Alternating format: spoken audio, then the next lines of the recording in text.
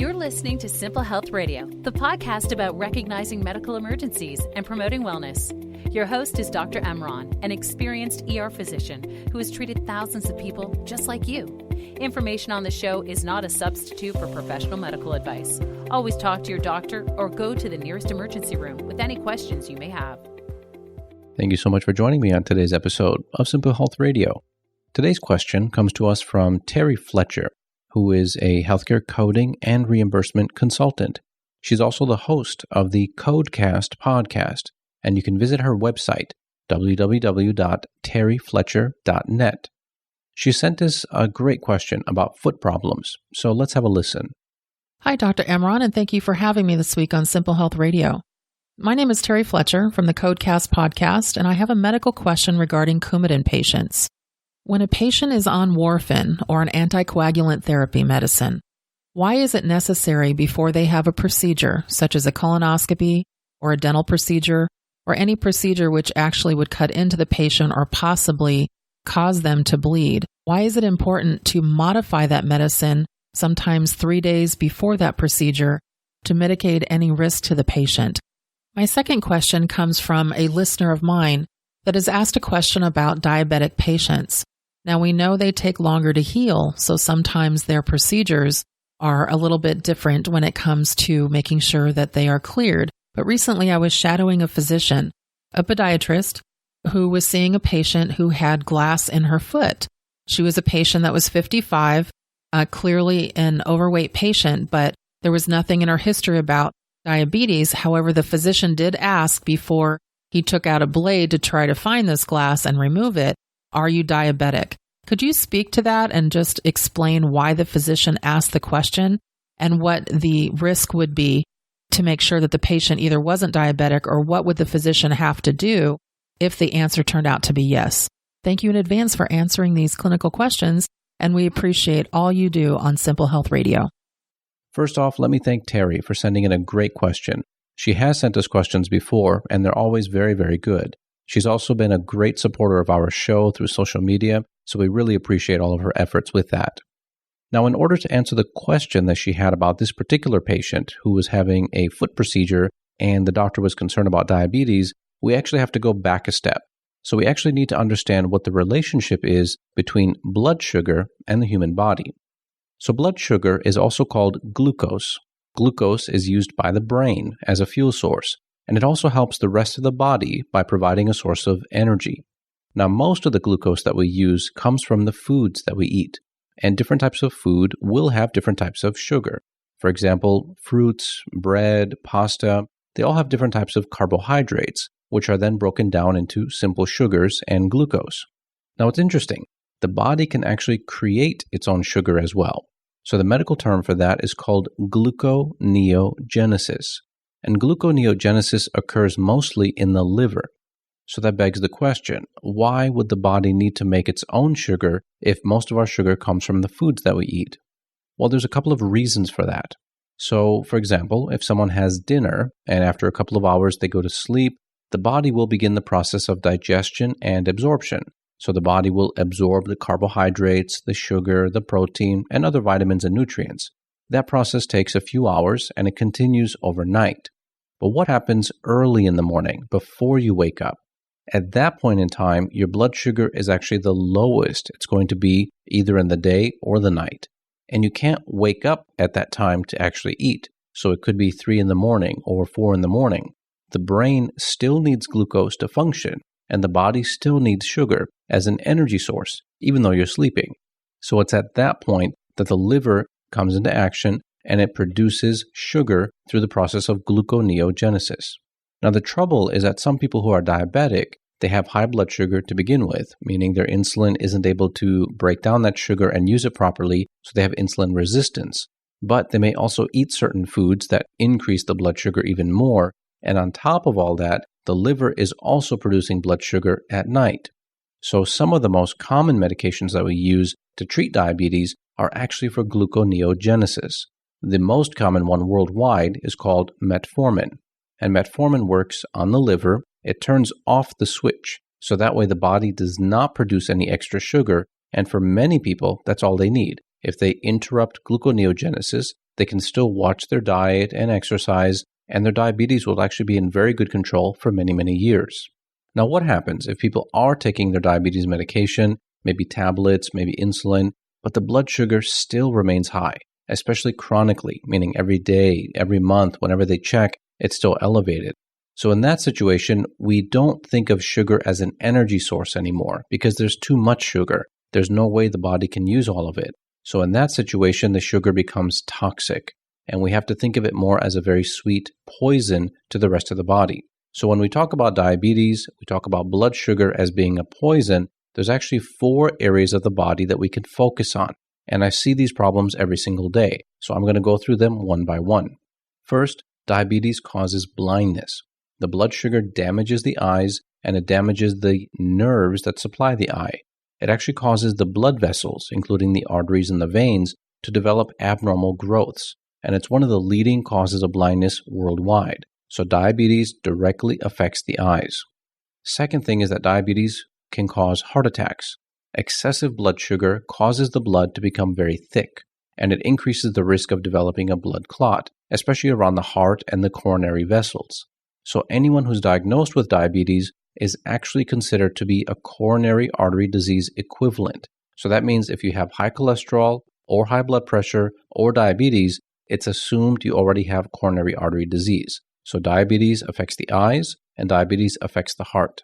Next, the diabetes affects the kidneys. And diabetes is the number 1 cause of chronic renal failure in the United States. Because there's so much blood sugar, the kidneys are trying to filter it out. Unfortunately, the sugar blocks a lot of the pathways, and over time it spills out into the urine. It can also cause the development of ketones. Ketones are byproducts of sugar, and it's a sign of dehydration. There's a term called DKA, which is diabetic ketoacidosis, and this is a type of diabetic coma. So in these people, the blood sugar can be 400 or 500, and if those people are not treated urgently in the ER, if they're not admitted to the ICU to get fluids, IVs, and insulin, those people actually die in just a couple of hours. It can be very devastating. So again, the diabetes affects the eyes, diabetes affects the heart, and diabetes affects the kidneys. Now, the final structure that we think about is going to be the feet.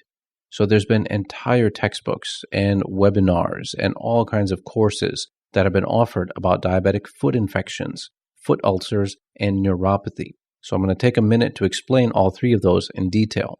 First, if we talk about diabetic neuropathy, we need to identify what neuropathy actually is. Neuropathy is nerve damage, and when it's related to the blood sugar, we have to remember that blood sugar eats away at the nerves and the lining of the nerves. So the lining of the nerves is called myelin. So if we think about, for example, a phone charger, you have the plug that goes into the wall and then the other plug that goes into your phone. The electricity is going to travel through the wire directly into the battery. Myelin is the coating. It's the plastic external area that prevents sparks and it reduces resistance in that circuit. With neuropathy, the blood sugar has been eating away at the myelin for months and years, and now you have areas of the nerve that are exposed, and that causes sparks to develop or static to develop in the nerves. Now, there's different types of nerves in the human body. Some nerves identify pain.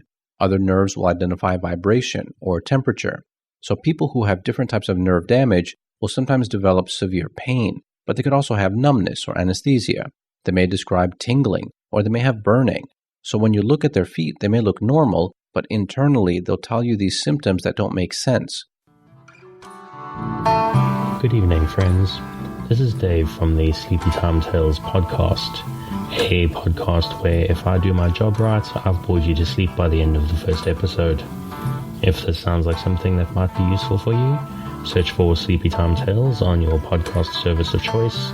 It can definitely be found on Spotify, Apple Podcasts, Google Podcasts, or pretty much anything I can think of. Otherwise, take a look at the website, sleepytimetales.net, and you'll find the links to everything relevant there. Thank you very much.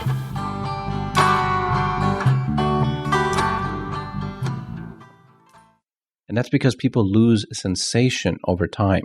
The dilemma is that if you lose your vibration sense or if you lose the ability to feel pain in your foot, you could step on something and that can create a foreign body. So for example, if you're walking barefoot in your own house, You could step on a thumbtack or even a piece of glass. You may notice a little bit of bleeding, but you don't have any pain, so you ignore it. When those people come to the ER and I see them, oftentimes they have a foreign body that's penetrated deep into the foot, and it's been festering. Now it has a smell, there's odor, pus, liquid oozing out of it, and those are complications that are very serious. And we don't even know when it happened. It could have been a week ago, it could have been a month ago.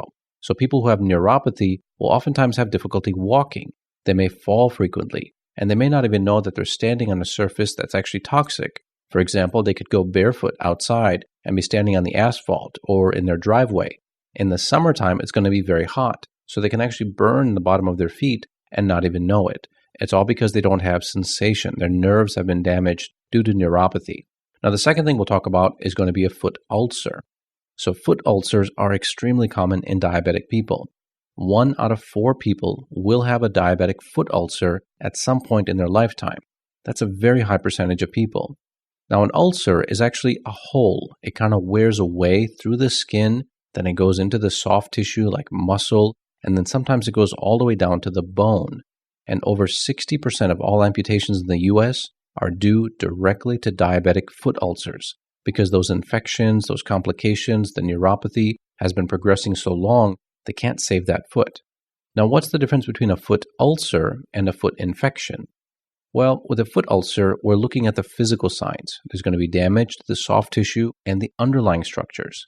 When you do blood work or other lab testing like cultures, you may not find any bacteria. Those people need wound care chronically for months or even years, but the ulcer can be healed. Diabetic foot infections are much more serious. The reason is that feet are naturally dirty. There's all kinds of bacteria that we're exposed to, including E. coli and MRSA or staph infections. We walk barefoot through our homes, we take showers, we go to the pool, we stand on wet surfaces, we wear shoes or socks that may be contaminated, so we're introducing bacteria on a daily basis. The dilemma is that if you have an ulcer, which means an exposed area of soft tissue, and then it gets infected with bacteria, that is a very bad combination. It will lead to permanent damage because the bacteria will simply eat away at the foot, and that will lead to amputation eventually. Now, how do we know when a foot is infected? Well, oftentimes it'll look infected. It's going to be red. It's going to be hot. There'll be sometimes pain that doesn't make sense. It'll be swollen, and it'll have some type of pus or odor. When the infection goes deeper down into the bone, like we mentioned earlier, the medical term for that is osteomyelitis. Now, osteomyelitis is very serious because people who have a confirmed case of osteomyelitis, they need 8 weeks minimum of IV antibiotics, meaning oral antibiotics, topical antibiotics, nothing works. You have to be on IV antibiotics, and this can be done through a PICC line or a special IV. You can go home with it, but a lot of times people are admitted to a nursing home to get the full course of treatment for 8 weeks, because if you don't treat it aggressively, those people will need to have an amputation. So now that we talked about the details, we talked about gluconeogenesis, which is where the liver produces sugar. Even in diabetics, it can make more sugar when it doesn't need it, and it does that automatically at night. So metformin is the most common medication to turn off that switch of gluconeogenesis to help control blood sugar. We talked about blood sugar being a poison, so it eats away at the nerves, which causes neuropathy. We also talked about ulcers, which are basically areas where the skin and the soft tissue is worn out and it becomes damaged over time. And then we talked about the diabetic foot ulcers that become infected, meaning they have bacteria, pus, fever, they may have an abscess or a boil, but oftentimes those people will have complications that can lead to a bone infection, which is osteomyelitis. Now that we talked about the background, we can talk about the specific case that Terry asked about. So the podiatrist, when they were examining the foot and they were suspicious about a possible foreign body, they actually are trying to prevent complications down the road. Normally, we refer a person with diabetes to a foot doctor every year. So once a year, a podiatry visit is recommended as the standard of care. Now, at every family doctor visit, your doctor should be looking at your foot. If you're diabetic, they need to test for neuropathy, nerve damage, look for ulcers and infections. Now, I'm suspecting that the podiatrist found something in this particular patient's foot that was either a foreign body or an infection. He was already concerned about the possibility of diabetes because he's afraid that even if he does everything right and the patient continues to not manage their diabetes properly, they're going to develop an ulcer or an infection and ultimately require amputation. So the podiatrist is really trying to